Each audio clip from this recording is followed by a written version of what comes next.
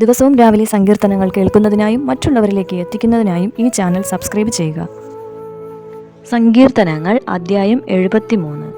ദൈവം ഇസ്രായേലിന് നിർമ്മല ഹൃദയമുള്ളവർക്കു തന്നെ നല്ലവനാകുന്നു നിശ്ചയം.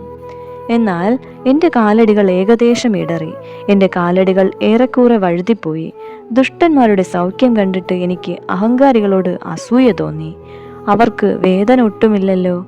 അവരുടെ ദേഹം തടിച്ചുരുണ്ടിരിക്കുന്നു. അവർ മർത്യരെ പോലെ കഷ്ടത്തിലാകുന്നില്ല, മറ്റു മനുഷ്യരെ പോലെ ബാധിക്കപ്പെടുന്നതുമില്ല.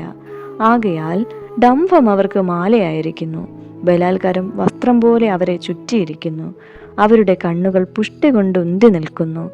അവരുടെ ഹൃദയത്തിലെ നിരൂപണങ്ങൾ കവിഞ്ഞൊഴുകുന്നു. അവർ പരിഹസിച്ച് ദുഷ്ടതയോടെ ഭീഷണി പറയുന്നു, ഉന്നത ഭാവത്തോടെ സംസാരിക്കുന്നു. അവർ വായ് ആകാശത്തോളം ഉയർത്തുന്നു. അവരുടെ നാവ് ഭൂമിയിൽ സഞ്ചരിക്കുന്നു. അതുകൊണ്ട് അവൻ തൻ്റെ ജനത്തെ ഇതിലേക്ക് തിരിക്കുന്നു. അവർ ധാരാളം വെള്ളം വലിച്ചു കുടിക്കുന്നു.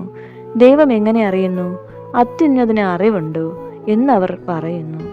ഇങ്ങനെയാകുന്നു ദുഷ്ടന്മാർ. അവർ നിത്യം സ്വസ്ഥത അനുഭവിച്ച് സമ്പത്ത് വർദ്ധിപ്പിക്കുന്നു.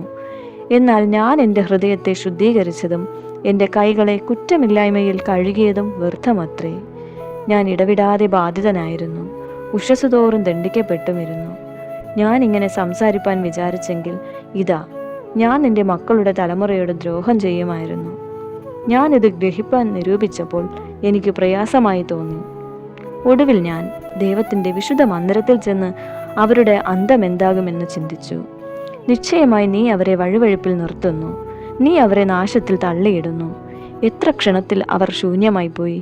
അവർ മിരൾച്ചകളാൽ അശേഷം മുടിഞ്ഞുപോയിരിക്കുന്നു. ഉണരുമ്പോൾ ഒരു സ്വപ്നത്തെ പോലെ കർത്താവേ, നീ ഉണരുമ്പോൾ അവരുടെ രൂപത്തെ തുച്ഛീകരിക്കും.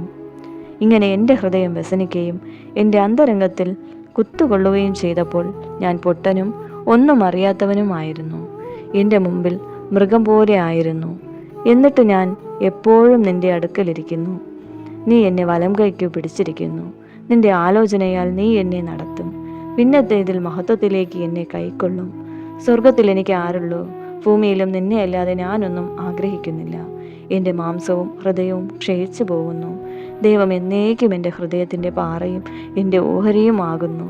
ഇതാ, നിന്നോട് അകന്നിരിക്കുന്നവർ നശിച്ചു പോകും. നിന്നെ വിട്ട് പരസംഗം ചെയ്യുന്ന എല്ലാവരെയും നീ സംഹരിക്കും. എന്നാൽ ദൈവത്തോട് അടുത്തിരിക്കുന്നത് എനിക്ക് നല്ലത്. നിന്റെ സകല പ്രവൃത്തികളെയും വർണ്ണിക്കേണ്ടതിനു ഞാൻ യഹോവയായ കർത്താവിനെ എൻ്റെ സങ്കേതമാക്കിയിരിക്കുന്നു.